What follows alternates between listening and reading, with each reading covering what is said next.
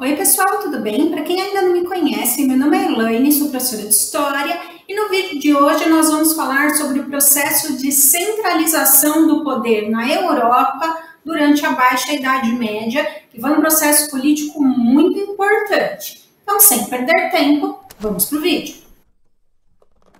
Bom, gente, em primeiro lugar, nós temos que lembrar que a Europa estava passando por um processo de desagregação do feudalismo, ou seja, o feudalismo estava entrando em crise.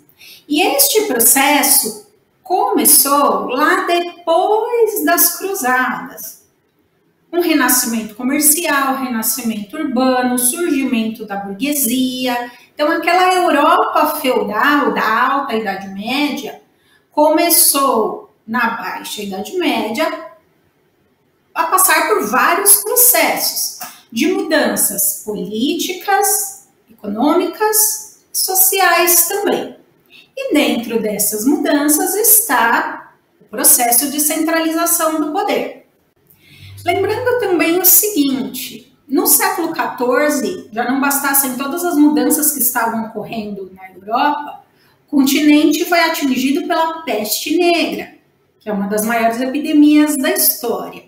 Lembrem-se que uma das consequências da peste negra foi a morte de 1/3 da população europeia, aproximadamente. E também como consequência da peste negra, nós tivemos uma grande crise de fome, revoltas camponesas, que lembra que o número de camponeses diminuiu muito. A nobreza acabou sendo prejudicada neste processo, de várias formas, como eu vou falar aqui para vocês. E a burguesia, no meio de toda essa crise, acabou sendo beneficiada. Lembra das revoltas camponesas, as chamadas jacqueries na França? Os camponeses estavam se revoltando porque eles se sentiam explorados pelos nobres, os senhores feudais, porque muitos camponeses tinham morrido por conta da peste negra e a carga de trabalho acabou aumentando. Então, os nobres tiveram que fazer uma série de concessões, ou seja, dar várias coisas aos servos, não coisas materiais, tá? Direitos também, para poder acabar com essas revoltas. E aí eles perceberam que eles já não eram mais tão fortes como antes, politicamente falando. Houve uma transformação muito grande que fez com que os servos ou camponeses não tivessem mais medo, né, do senhor feudal.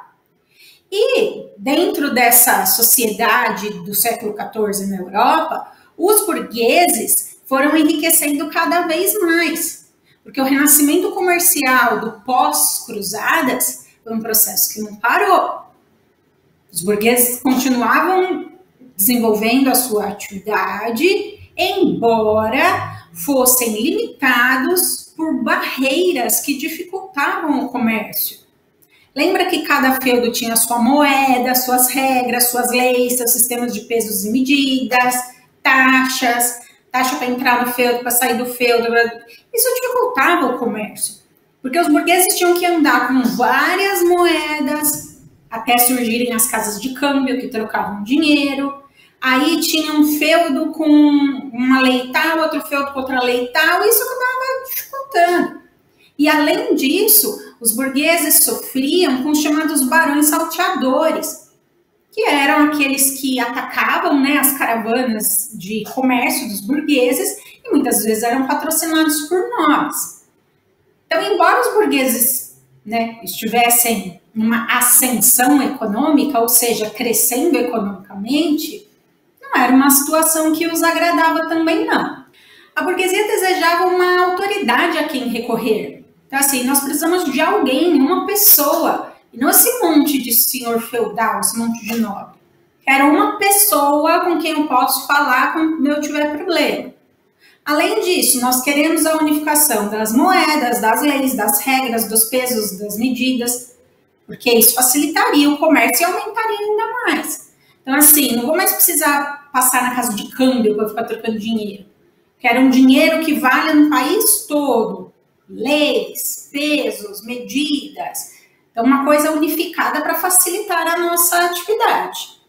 Só que assim, Sozinhos, os burgueses não iam, né, conseguir mudar a situação.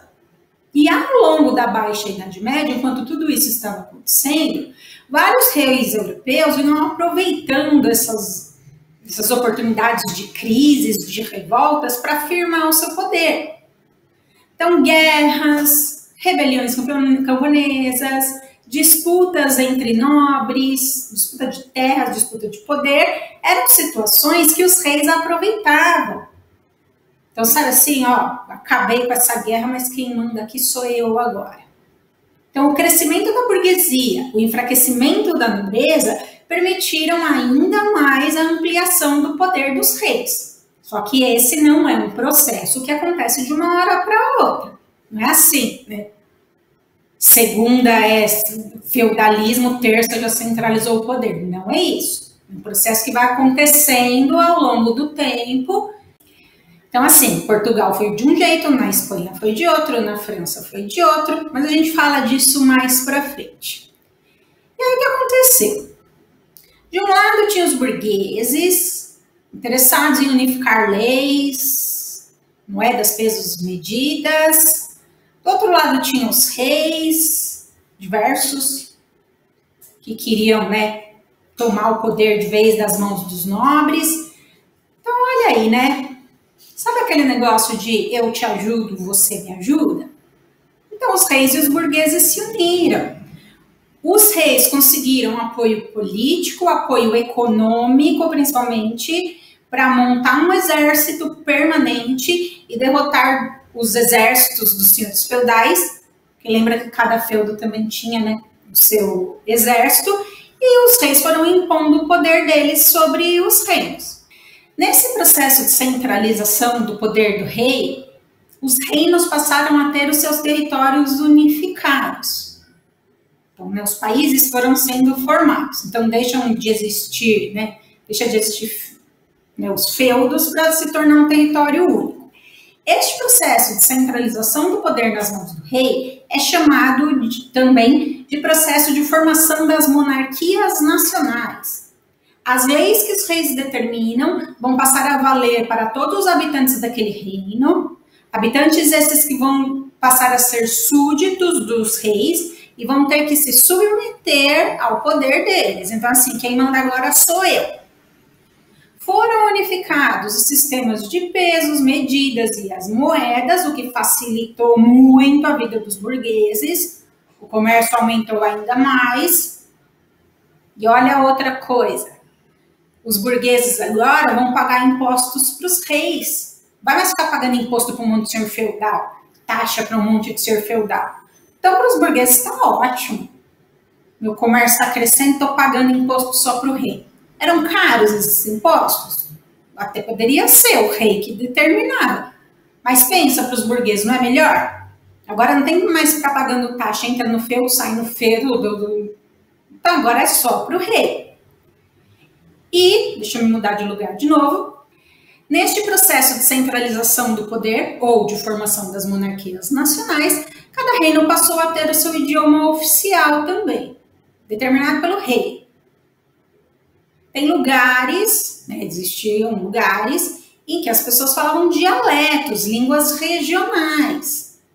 Mas agora não pode mais. É o rei que vai determinar que idioma as pessoas vão falar. Questões culturais, religiosas também passam a ser determinadas pelos reis. 3 palavrinhas importantes aqui, gente. O poder dos reis era vitalício, ou seja, até sua morte, era hereditário, passava para o filho mais velho do sexo masculino, e isso deu origem às chamadas dinastias. Dinastia é quando integrantes de uma mesma família ocupam poder. Assim, vai uma família de reis. Ah, professora, e quando o rei não tinha filhos? Quando ele não tinha filhos, parentes próximos do sexo masculino, um primo, um tio, o reivindicavam o trono, e isso acabou gerando muitas guerras pelo poder, né, na Europa, aí na Baixa Idade Média e Idade Moderna. Coloquei aqui para vocês uma charge que é uma crítica a essa questão do poder do rei ser vitalício e hereditário. O homenzinho ali de vermelho tá com uma plaquinha, longa vida ao rei. Aí ele comenta com o outro, não suporto o cara, eu carrego isso só para irritar o príncipe. Então, assim, ele tá fazendo uma crítica. Então, eu não gosto desse negócio de vitalício hereditário com longa vida ao rei, eu acabo, criticando esse negócio e carregando a plaquinha só para irritar o príncipe. Mas não era só esse homenzinho da nossa charge aí que estava irritado. Mais gente não gostou dessa centralização do poder nas mãos do rei. O clero e a nobreza foram os grandes prejudicados nesse processo de centralização do poder. Os nobres não mandavam em mais nada como era antes na época do feudalismo. Eles não definiam as regras e não impunham suas vontades nas terras, nos seus feudos. E aí tem uma frase que eu uso, que eu acho que resume bem essa ideia. Os nobres perderam o poder, mas não perderam as terras. Mas porque o rei não ia chegar para eles e falar assim, sai daí que essa terra é minha. Para onde esses nobres iam? E provavelmente eles iam se revoltar. Então assim, ó, pode ficar aí nas terras, mas quem manda sou eu. E para não deixar eles muito bravos, então tipo assim, você não vai mais fazer as leis não, nem as regras do seu feudo. Você vai obedecer às minhas regras, às minhas leis. Mas vem aqui, meu querido, vem fazer parte da minha corte, te dou uns privilégios. Muitos lugares, os nobres não pagavam impostos, então assim, eles não gostaram muito, porque, lógico, não mandavam mais como antes, mas, um prêmiozinho aí de fazer parte da corte do rei. Os reis, na verdade, eles nunca deixaram de se aliar aos nobres ou de se aliar aos burgueses quando o assunto era reprimir rebeliões populares. Seja de pessoas na cidade, pessoas no campo, tava ali, sabe assim, vou ficar do lado das pessoas ricas, para que as pessoas mais pobres continuassem afastadas das decisões políticas. Então, assim, vem aqui que você é rico, que a gente precisa, ter um problema para resolver com os pobres aqui.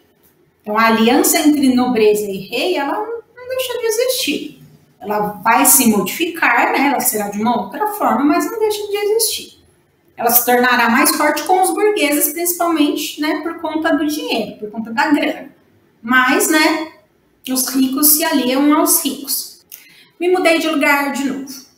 O clero e o papa passaram a lidar com os governantes poderosos em seus reinos, no lugar, daquele antigo poder descentralizado da época do feudalismo. E aí é uma outra questão. Tem países que fizeram acordos com a igreja, selaram uma boa convivência entre o rei e o papa, se o rei era católico. Lembra que a igreja católica, embora a partir do século XVI não fosse mais a principal instituição da Europa, por conta da reforma protestante, ainda tinha muita influência. Então, se o rei era católico, convivência com a igreja católica era boa. Mas não será tudo lindo, maravilhoso e tranquilo. Alguns reis vão começar a se chocar com a figura do Papa católico. Isso vai gerar uma série de outros problemas que a gente vê, mais para frente. Então, vou ficando por aqui, enquanto essas características gerais do processo de centralização do poder. No próximo vídeo eu dou exemplos de países, onde essa centralização ocorreu, só para contar um pouquinho da história deles para vocês, tá? Espero que você tenha gostado do vídeo. Se você ficou com alguma dúvida, deixa um comentário aqui embaixo. Não se esqueça também de curtir, de compartilhar com seus amigos, se inscrever no canal e ativar o sininho para não perder nenhuma novidade. Vou deixar como tela final o vídeo onde eu mostro as diferenças entre o trabalho do historiador e o trabalho de um arqueólogo, que tem bastante gente que confunde ainda. E o próximo vídeo será a parte 2 do processo de centralização do poder, onde eu darei alguns exemplos desse processo em alguns países da Europa, combinado? Então, muito obrigada a todos que me acompanharam até aqui. Um beijo e a gente se vê no próximo vídeo. Tchau, até mais!